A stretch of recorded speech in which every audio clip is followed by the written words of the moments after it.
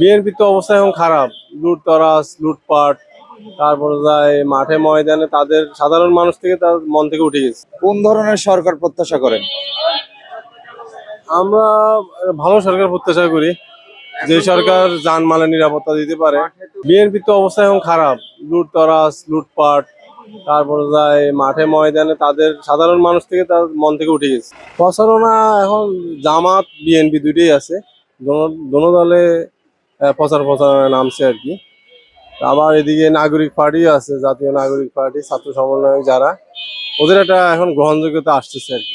সামনের জাতীয় সংসদ নির্বাচনে এই আসন থেকে কোন দল জিততে পারে বলে মনে করছেন? আমি বলতে পারি ইসলামের কথা আমি বলতে পারি। ইসলামের এটা কি আপনার জীবনের প্রথম ভোট হবে?